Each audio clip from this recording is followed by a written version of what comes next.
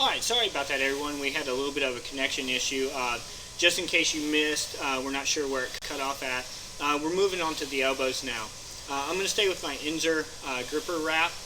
The reason why is Dale's got a pretty good sized arm, so I know I can cover a little bit more surface area with this. But for some of you out there that maybe don't have the Inzer wrap, but you do have a couple compression wraps, the best way to go about that is, what I suggest doing is, on someone with a bigger elbow, start off with your first compression band. Do somewhat of a light wrap at about 60 to 70% tension. Wrap up the elbow, then come back in with your second wrap and go with a little bit tighter compression on that, and you'll be perfectly fine. Like I said, I'm just going to use these today because I have them. It's what I like to use.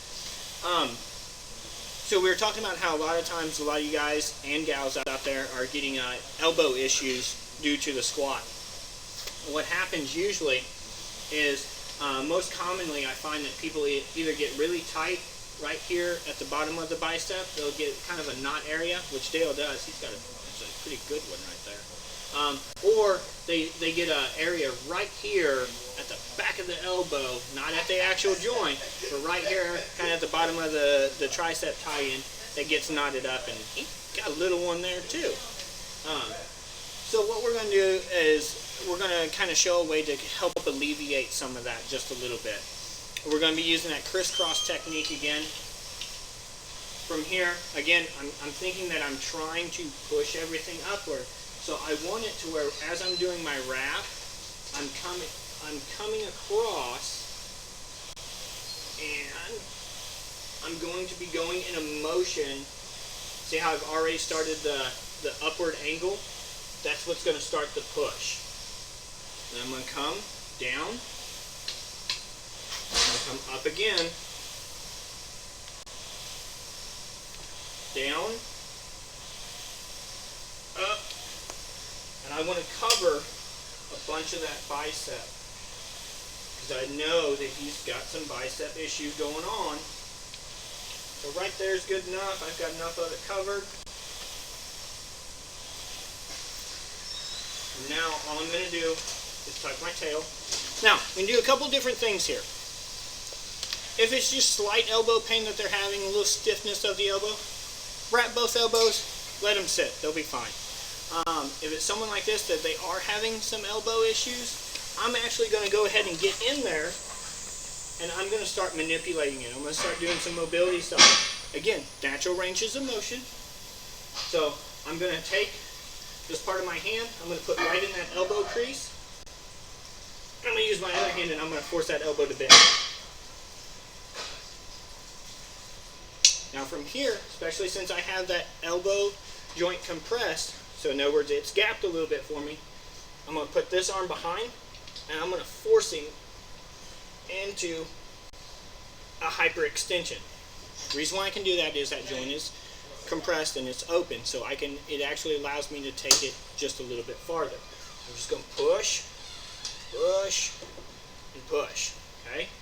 From here, another thing I can do is just turning the hand. I don't even have to mess with anything up here. I can just turn. That's going to work everything right up in here. I can turn to the inside.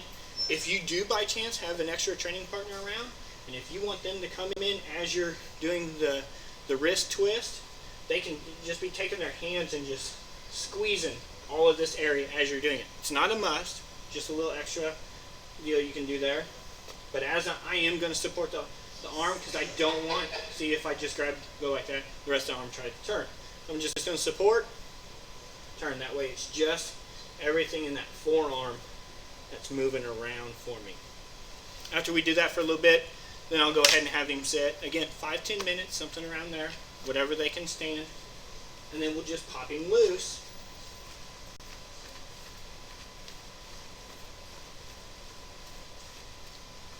And boom. You can already see some of that ischemia starting on him. I'll mention another big help to having somebody do this. It's bicep tendonitis and pain and elbow pain, but it's also really good for your deadlift. I'm one of those.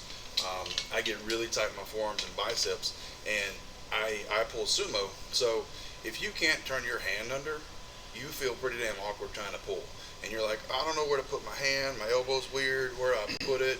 So that really is a big factor to me. If I can have my biceps and my forearms opened up a little bit, and I can turn my hand under much better, I don't have to think about that. I just grip the bar and I pull. So I don't get out of position. I actually tweaked the hamstring, last cycle because my forearms and biceps were so tight that I couldn't get in a good spot, and I kind of compensated and tweaked the hamstring like a warm up. So make sure you do this kind of stuff. It'll help your bench and your pull. Mm-hmm. Very, very, very, very good points there. Also can help keep from getting a potential bicep tear. Because what happens a lot of times, as Dale was saying, on that deadlift, if you can't get that hand right where it needs to be, it doesn't allow that arm to fully straighten out. And usually what happens with most of your bicep tears on a deadlift is the arm is bent just a little bit, they go for a big pull, and that arm gets forced into a straight position, and that's what pops that bicep. That's a horrible, horrible thing to have happen. They got to go in, yank that bicep down, reattach it, so on and so forth. Long recovery process. And if all of you out there love lifting as much as I do, I know you don't want to take the time off. So 5 or 10 minutes versus 8 to 10 weeks or more being out. You do the math. So we're going to move on to shoulders now. As you can see, I'm going to have Dale turn to the side just a little bit for me so everyone can see. Dale's isn't super, super bad. I have seen worse. Lots worse. But Dale does have a little bit of what we call an internal rotation, or IR. Shoulders coming forward a little bit. Naturally, Dale should be here. See, I can't even force him back there. That's not good. All that means that there's some really tight stuff going on up here that's bringing this forward. Remember that what separates us from primates is thumb positioning. Primates are here. We're supposed to be here. If I had Dale stand up right now, it would be kind of interesting to see where his thumb position is. More primate. So what we're going to do is we want to loosen everything right here up. The reason why is because, one, it's going to help with our squat. If we can get all this loosened up, it's going to allow us to get underneath that straight bar in a better position. Two, as we've been talking about bench in our latest segments, what's going to happen is it's going to keep that pec minor, even the pec major, and these deltoids loose, where we don't have to worry about popping anything. Believe it or not, a really bad internal rotation like this is one of the leading causes to pec tears. I know that sounds crazy because you'd think everything's sitting in like this, so that must be loose. No. This is happening due to that pec minor being so tight. So we're going to use the Inzer grip wraps again to kind of go through and wrap this shoulder, but I'm going to add something to it.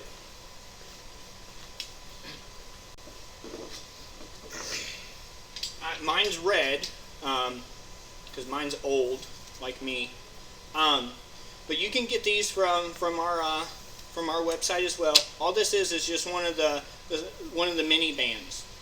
All you're going to do is you're just going to roll it. I'm going to make this cool little disc. That's all I have to do. Just roll.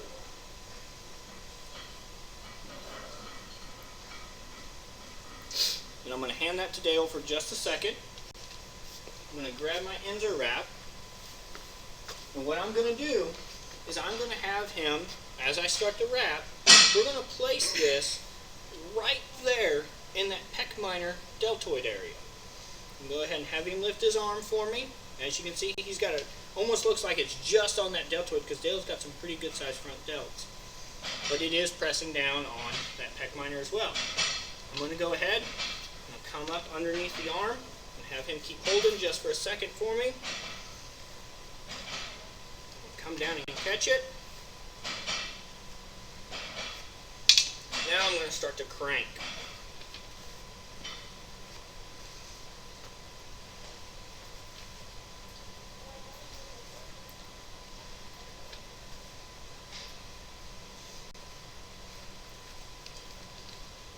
Believe it or not, I have wrapped some guys that They were so big on the shoulder area that I actually had to use 2 gripper wraps. That was nuts. Come down here, tuck my tail in,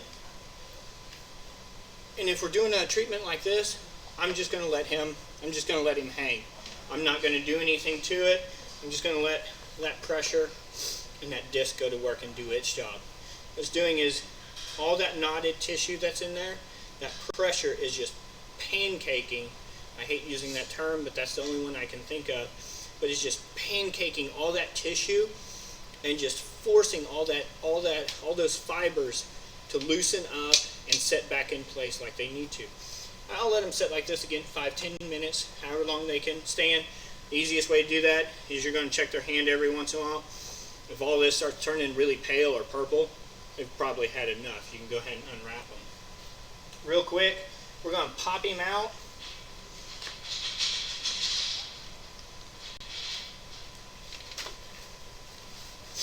We're going to take the disc out, and I'm going to show how we would do just a regular shoulder wrap. This is a good one for you guys to do either before squats or before bench press to get those shoulders loosened up. Once we get the band done, then I'm going to go ahead and start wrapping his shoulder again. Again, I'm going to come up here, I'm going to catch that deltoid.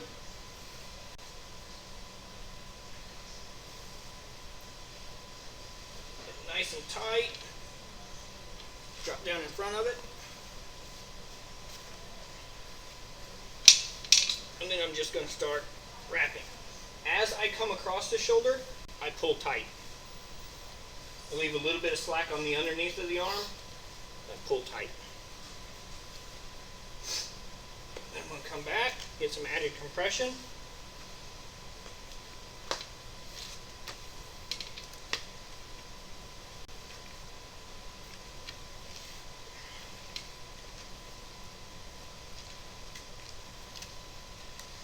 Now from here is where the fun starts. So from here I'm going to go ahead and bend his arm, and I'm going to start to manipulate it.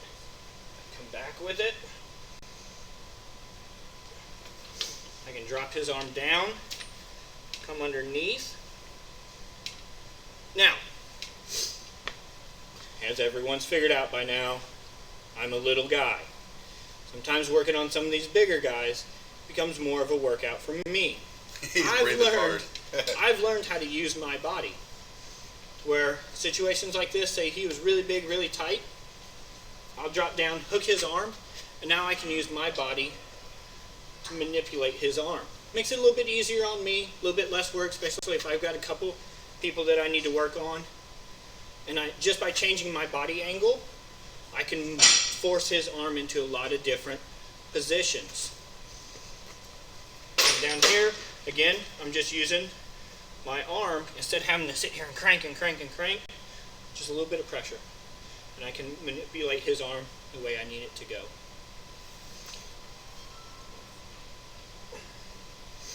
From there, after a little bit, again, it's just natural ranges that arm's supposed to move in. I'm just going to take him just a little bit past that to get everything good and loosened up. Once that's done, and this is also another one of those ones, you can wrap both shoulders on someone and just let them walk around for a little bit like this. And then pop it loose. It's really funny to put the tail end of the wrap behind them if you wrap both shoulders because they can't get out. Yeah. And then act like you're leaving. It's a little joke. I've done that a couple times too. Catch you later. So that's it on shoulders. Again, if you take anything from this, the most important thing to take is when it comes to this stuff, I know there's a lot of, you guys are hearing this from a lot of different guys out there, seeing these techniques from a lot of different people. You know, myself, Donnie Thompson, Kelly Starrett, just to name a few names that are some of the people doing this stuff. The reason why you're seeing so many people, so many guys like myself talking about this stuff is because of how important it is. Again, you have to take this stuff just as serious as what you do your training if you're wanting to stay, you know, somewhat injury free, because let's be honest, in the world of powerlifting, we're never going to be completely 100% injury free. There's always going to be that chance. But this is stuff that can keep it from being really, really bad. So keep up on this stuff. Any questions that you ever have about it, if there was maybe something I said too fast or that you didn't just understand, please feel free to drop us an email, shoot us a Facebook message, ask away. That's what we're here for, is to help you guys. The compression bands are great. They've been in my opinion, they've been one of the best products that have come on the scene in the strength industry. For those of you that don't know, there was a really awesome man years ago by the name of Dick Hartzell from jumpstretch.com that came up with the compression techniques. And there's so much stuff you can do with it between the ankles, knees. Not too long ago we did one where I showed how you can do a self reset on your tibia with the compression bands. There's a lot of other stuff that you can do with the compression bands as well. I've had slight hamstring pulls where I've just took my compression band real quick and wrapped around my leg while I was at a competition and just walked around in between my attempts, and it gave me enough of a relief and got some new blood in that area to where I was still able to finish the meet. I got back home, started treating it, and what could have been a really bad pull that could have possibly led to a tear, I was able to completely eliminate that issue. And after my post meet deload week was over, I was right back into training without a problem whatsoever. Where I've talked to numerous people, and that's an injury that's kept some people out for 3-4 weeks. There's no reason why little things like that should be keeping you out of the gym for such an extended period. Shoulder issues, another one. Got to take care of the shoulders, because if shoulders are in pain, it eliminates so many things that you can't do. Squat properly, bench properly. So again, make sure that you're taking care of everything.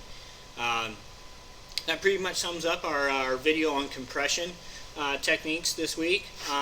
Again, any questions, feel free to drop us a line on Facebook, shoot us an email. Make sure you tune in next week. We're going to be doing the part 2 in our bench series, what are we going over in part 2, Dale? It's called Benching with Style.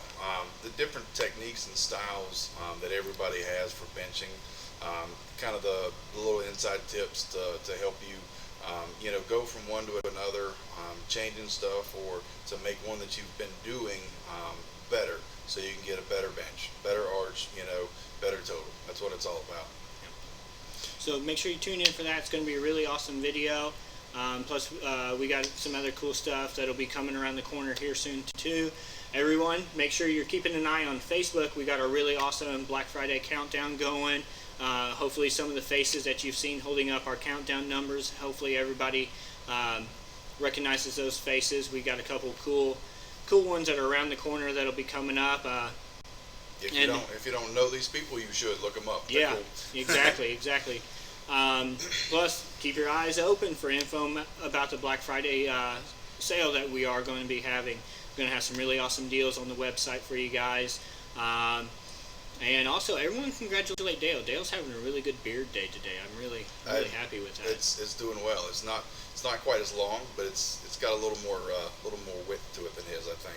Maybe at least got a little bit of width. Yeah, it's good. I've got some width. But yeah, keep tuned in on Facebook, all the other social media, Tumblr, Twitter, definitely Facebook, because on Monday we're going to actually announce what you're going to get on Black Friday, what you can look for, what's going to be on sale, all the deals you can look forward to spending all of your hard-earned money on.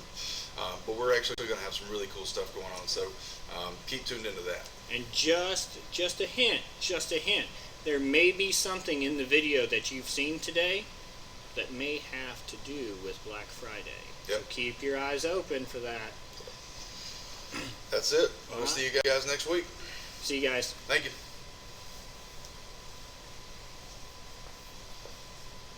Cool. Thanks, sir. You bet. I got all wrapped up.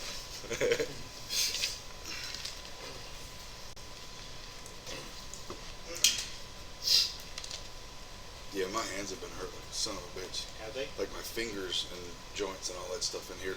Corporal. Probably because of little shit in there.